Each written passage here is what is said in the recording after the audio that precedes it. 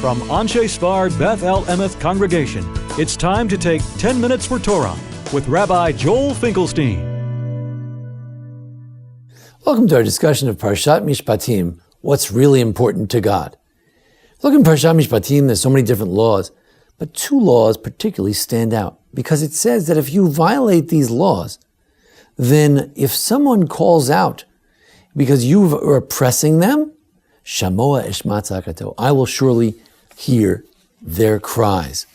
Case number one, if you afflict the widow, the orphan, the stranger, if you afflict them, if they call out to God, if they scream out, Shamoa Eshma Tzakato, I will surely hear their cry, and I will get mad, and I will kill you with the sword, if there happens to be a war. Your children will be widows. Your wives will be widows. Your children will be orphaned. That's case number one. Case number two, you lend your friend some money, you didn't pay back. You take a mashkon, you take an surety, you take a deposit.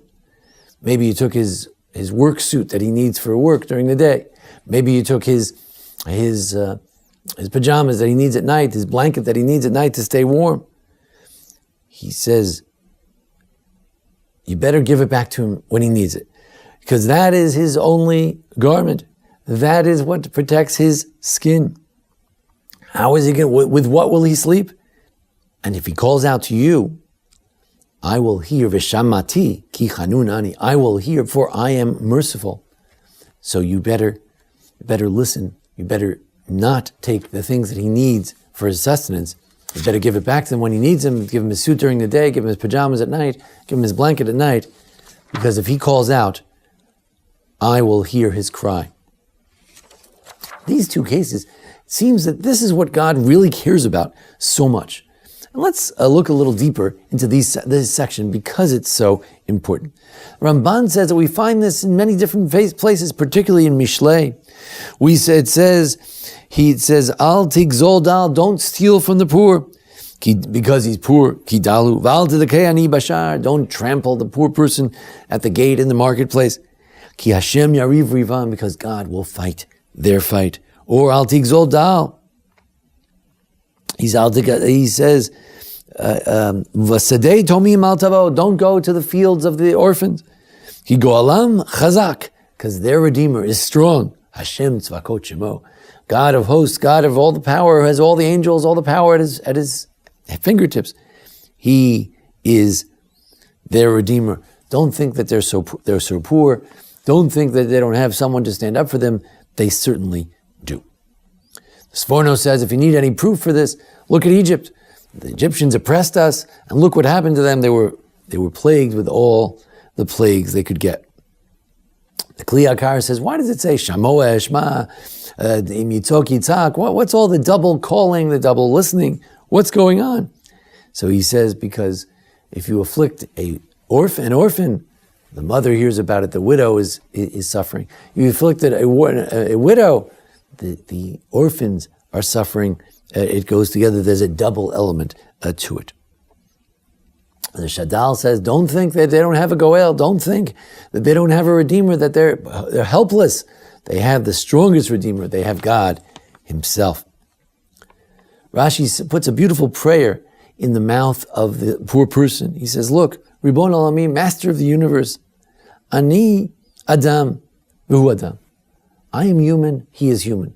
It almost sounds like Shakespeare, I bleed and he bleeds.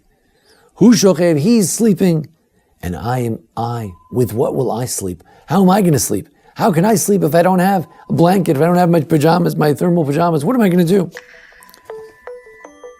Rabbi Avraham, son of the Rambam, says, look, God, I'm the one who made him poor, but I'm the one who made you rich.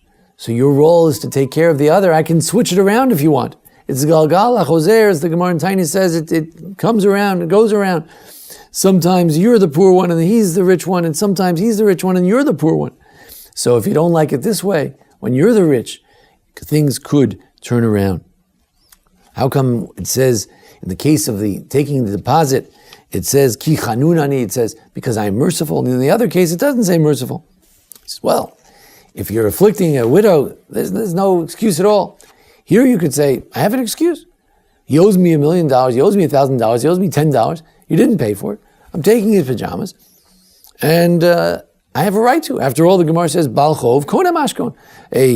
Many rabbis in the Talmud agree that when you take that as surety, it's yours. You don't have to give it back to him. It belongs to you until he pays back, if he chooses to pay back. So you might say, Al Pidin, I have every right to take it. So they say, look, be merciful. Go beyond the law. Don't get involved in that. All tzedakah has to come through some kind of mercy. It's how you give it that's most important.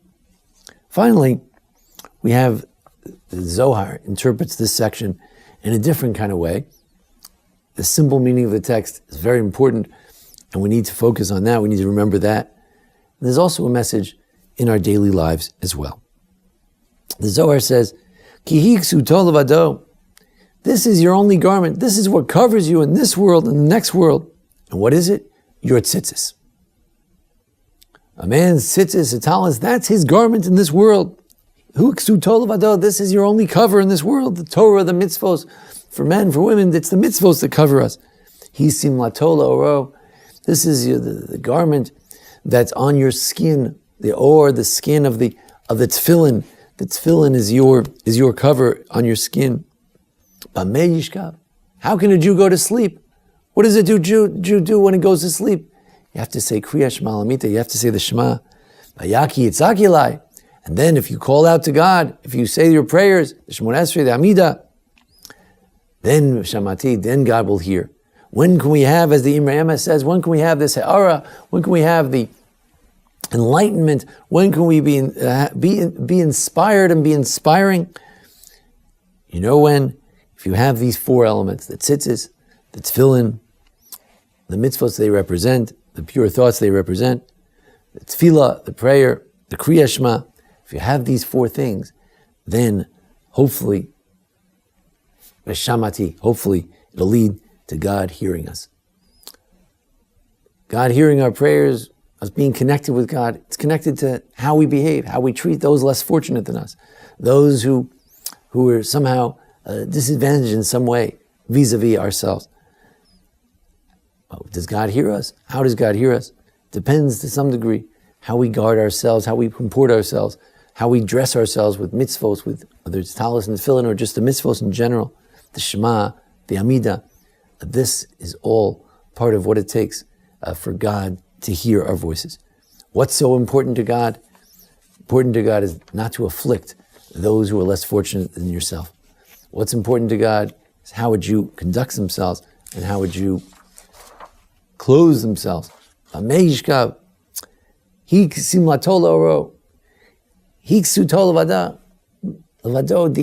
only thing we got, what we have in life, is to be merciful. What we have in life is to do the mitzvos, Torah, prayer. If we do this, hopefully, God will shine on us and He will hear our prayers. Thanks to Jason Lefkowitz, our producer, and thanks to each one of you joining us here today at the Anshei Sphard-Beth Emeth congregation here in Memphis, Tennessee. Join us each week for the discussion of the Parsha and the various holidays. Thank you. This has been 10 Minutes for Torah with Rabbi Joel Finkelstein. To learn more, visit asb.org.